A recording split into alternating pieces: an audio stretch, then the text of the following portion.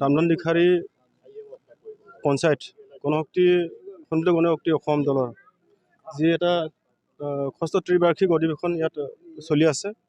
আমি ইয়াত খুব এটা আনন্দিত হৈছোঁ যে সন্মিলিত গণশক্তি অসম এইটো উপ আঞ্চলিক দল হিচাপে এই অঞ্চলৰ ৰাইজৰ উন্নয়নৰ স্বাৰ্থত বা অন্যান্য ৰাজহুৱা যি সমস্যাসমূহৰ ওপৰত যিখিনি আমি মাত মাতিব লাগে, এই ক্ষেত্ৰত নিশ্চয় আমি বহুতো কৰণীয় কাম আছে আমি ভাবোঁ। ইতিমধ্যে যিখিনি ৰাজনৈতিক দল হিচাপে আঞ্চলিকতাবাদ হিচাপে আমাৰ যি এটা উদ্দেশ্য লক্ষ্যসমূহ হ'ল আমাৰ এই অঞ্চলৰ সমিল মিলেৰে অঞ্চলৰ শান্তি বজাই ৰখা। ইয়াৰ উদ্দেশ্য লক্ষ্য হ'ল আমাৰ যত যি উন্নয়নৰ স্বাৰ্থত সম অধিকাৰ হিচাপে যিটো আমি হোৱাৰ পথত আমি নিব লাগিব আৰু সকলো জাতি জনগোষ্ঠীৰ মাজত আমি এটা সংমিশ্ৰণভাৱে আমি এটা বাগানত যেনেকৈ নানান ধৰণৰ ফুল থাকে সেইধৰণে আমি সংমিশ্ৰিতভাৱে আমি আহি থকা সময়ত আমি কাম কৰি যাব লাগিব।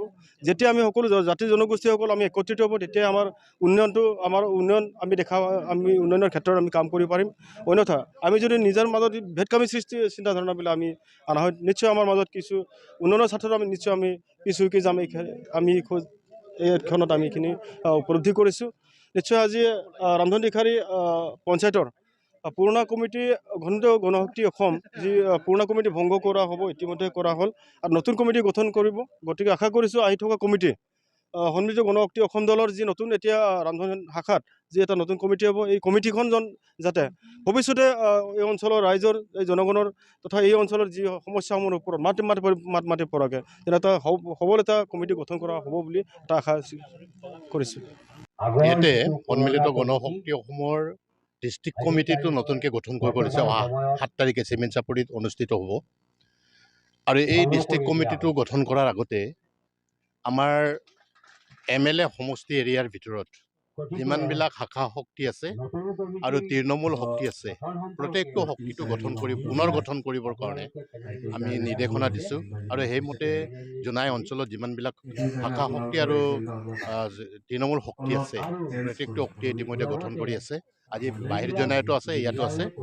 গতিকে আমি নতুন কমিটি গঠন কৰি কিনে সন্মিলিত গণশক্তি অসমটো লোকৰ ওপৰত নিৰ্ভৰ নকৰি নিজস্বভাৱে নিজৰ ওপৰতেই নিৰ্ভৰ কৰি আমি যিকোনো প্ৰতিদ্বন্দ্বিতাত বা যিকোনো ইলেকশ্যনত আমি অৱতীৰ্ণ হ'ব পৰাকৈ, লগতে এই ৰাইজৰ এটা অনগ্ৰসৰ অঞ্চল জোনাই অঞ্চল অনগ্ৰসৰ অঞ্চল, এই অনগ্ৰসৰ অঞ্চলসমূহৰ সমস্যাসমূহ সন্মিলিত গণশক্তি অসমৰ কৰ্মকৰ্তাসকলে তেওঁলোকে সমস্যাসমূহ বাহিৰ কৰি কিনি কেনেকৈ সমাধান কৰিব পৰা যায় এইবিলাক আলোচনা কৰিবৰ কাৰণে এই সভাবিলাক অনুষ্ঠিত কৰিছোঁ। আৰু এটা শক্তিশালী সন্মিলিত গণশক্তি অসমৰ যিটো শাখা শক্তি এই শক্তি গঠন কৰিবৰ কাৰণে ইতিমধ্যে আমি এই সভাটো আহ্বান কৰিছোঁ।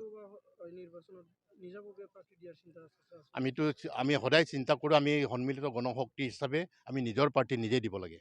কিন্তু যদি আমি নিৰ্বাচনত জিকিবই লাগে, আজিৰ তাৰিখত আমাৰ শক্তি কিমান এই শক্তিটো অনুমান কৰাৰ পাছত আমাৰ কেন্দ্ৰীয় শক্তিয়ে বিবেচনা কৰিব যে আমি নিজস্বভাৱে MP বা MLA কিমানজনক আমি জিকাই আনিব পাৰোঁ বা চৰকাৰক আমি হিলাব পৰাকৈ আমাৰ শক্তিটো এতিয়ালৈকে হৈ উঠিছে নাই।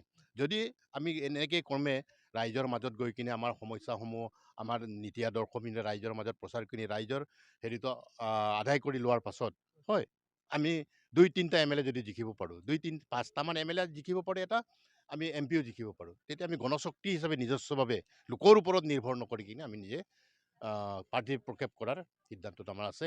কিন্তু অহা নিৰ্বাচনটোত কোনে কাক হেৰি কৰিব এইটো কেন্দ্ৰীয় কমিটি আছে, কেন্দ্ৰীয় কমিটিয়ে তাৰ সিদ্ধান্তটো দিব।